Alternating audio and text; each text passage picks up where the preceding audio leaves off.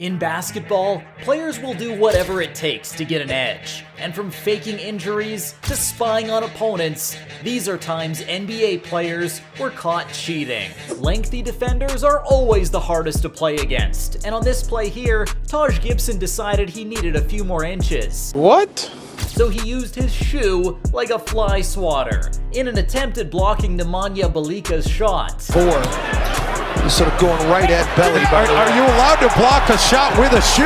No. We all wish we could get those extra inches, Taj, but you can't do that in the NBA. Next up isn't a player that used a shoe to block a shot, it's a player that blocked a shoe. Maurice Sprite's shoe came off during an NBA game against the Mavs. Oh no. Danger, danger. His teammate Steph Curry tried to toss his shoe back to him, but Tyson Chandler blocked the pass. Get that crap out of here. That one has got to be the cheapest block of Chandler's career. And up next is the cheapest screen of Kendrick Perkins. Kendrick Perkins sure is one big mother chunker. And in a playoff game against Memphis, he sat on Mike Willer with his big fat butt. That's one way to set a screen. If you want to turn your opponent into a human pancake, there are some other ways to keep your opponent out of the play though. J.R. Smith had some crazy talents, but he was also notoriously unaware of his surrounding on the court. In fact, he was even accused of being stoned out of his pie hole in critical games. So Jason Terry decided to say, "What's up, bro?" and dabbed him like they just bumped into each other at the nightclub. J.R. Smith took the bait, leaving Tony Snell wide open for the easiest basket of his life. It was one of many embarrassing moments in JR's career. And he was also guilty of cheating in an outrageous way too, but we'll touch on that a little bit later. The Jet wasn't the only cheater impacting the game from the bench.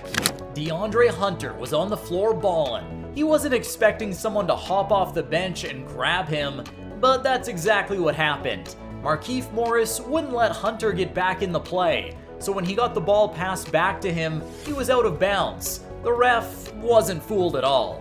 He caught Morris cheating from the sidelines and teed him right up. Nice try, bud.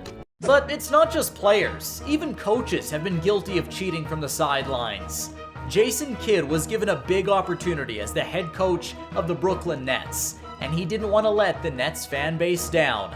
But near the end of the game, he was all out of timeouts. What was he to do? Well, the legendary point guard told one of his roster players, "Hit me."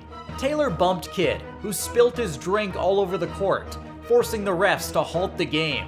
His plan worked like a charm, even though the Nets ended up losing. Could you imagine if Tyshawn Taylor just wound up and suckered Kidd in the face? Scoring in the NBA must not be as easy as it looks. Otherwise, guys wouldn't be cheating for easy buckets, like JaVale McGee. The Lakers were absolutely destroying the Warriors. So we're not really sure why JaVale McGee felt it was necessary to stoop to this level in order to score a bucket, but I guess all rules are off the table when you're being guarded by Draymond Green, who is famous for kicking opponents right in the nuts. On this play, McGee faked an injury, so Draymond left him all alone to double team Anthony Davis. But McGee miraculously recovered as soon as Green left him and threw down an easy little dunk. Gotcha. The 76ers found a different way to cheat in order to get an open shot.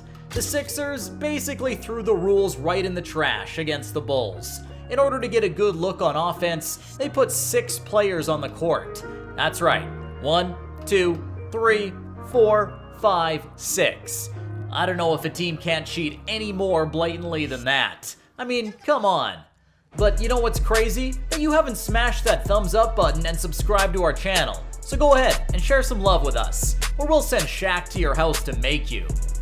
Shaquille O'Neal is one of the greatest players in league history, but the 3-time Finals MVP had one major weakness. He couldn't shoot free throws to save his life. So in the 2006 All-Star Game, he said enough is enough.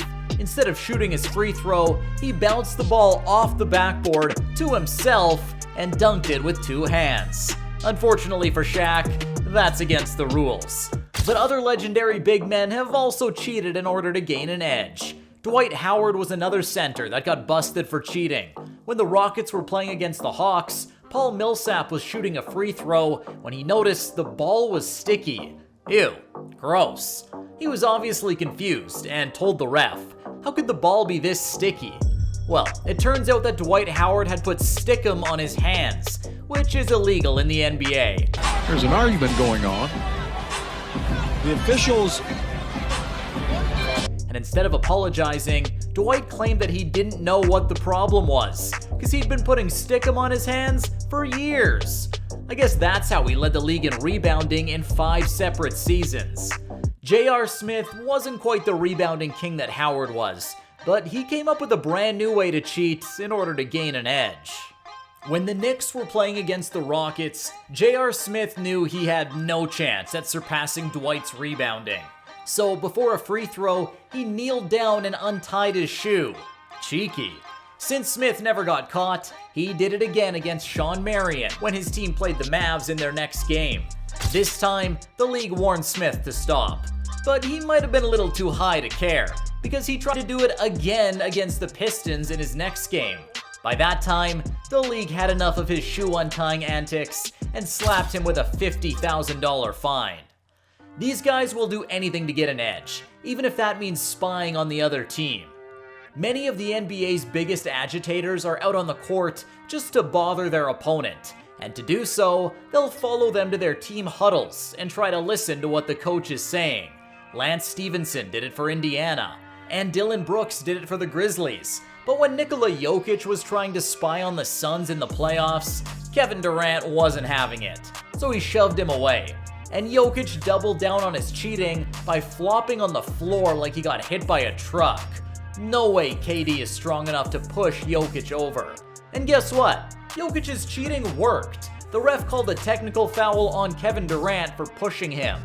The unfortunate part about flopping is how often it works. It's definitely the most common form of cheating in the NBA right now, and Marcus Smart is the flopping king.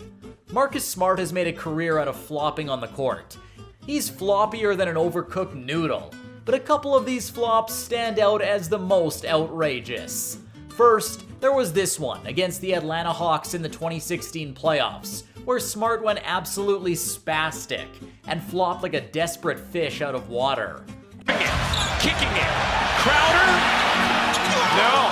And Smart went flying underneath the hoop. And if that one isn't ridiculous enough, then check out this one here. After he got crossed up by Harden, he tried to sell a push by going flying. We don't even know how he slid that far on his back. This guy deserves an Academy Award, but instead, the NBA gave him a Defensive Player of the Year award as a reward for his tactics. There you have it. Those were times NBA players were caught cheating. Thanks for watching, and don't forget to subscribe.